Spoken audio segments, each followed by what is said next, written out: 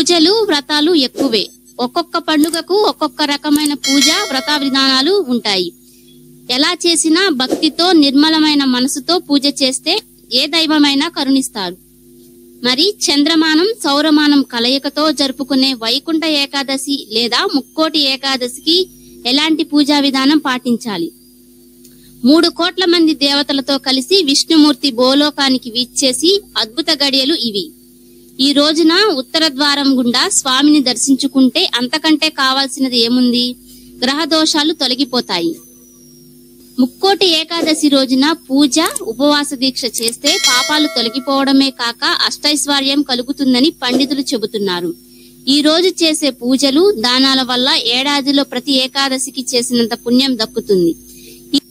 ఈ రోజు ఏ చిన్న మంచి పని చేసినా 7 జన్మల పాపాలు తొలగిపోతాయని పండితులు చెబుతున్నారు. వైకుంఠ ఏకాదశి నాడు సూర్యోదయానికి ముందే నిద్రలేచి తలస్నానం చేయాలి. ముందుగానే శుభ్రపరిచి ఉంచుకున్న పూజ గదిలో వీలైతే మామిడి ఆకుల తోరణాలతో కట్టాలి. పసుపు కుంకుమ బొట్లతో అలంకరించాలి. విష్ణుమూర్తి విగ్రహాన్ని ఉంచి పూజ చేయాలి. పూలు తులసి దళాలతో పూజించాలి. కొద్ది కొద్దిగా పూల రేకులు స్వామి విగ్రహంపై గాని స్వామి పాదాలపై వేస్తూ పూజ చేస్తే స్వామి ఆనందించి కటాక్షిస్తారని పండితులు చెప్తున్నారు. స్వామిని పూజించేందుకు ప్రత్యేక పూజా పఠన పుస్తకాలు ఉంటాయి. వాటిని కొనుక్కొని పూజించవచ్చు. లేదంటే స్వామిని మనసారా తలుచుకుంటూ పూలు చల్లుతూ మీకు నచ్చినట్టుగా పూజ చేయవచ్చు. ఎలా చేసినా నిర్మలమైన మనసుతో జ్ఞానేంద్రియాలన్నీ లగ్నం చేసి పూజించాలి.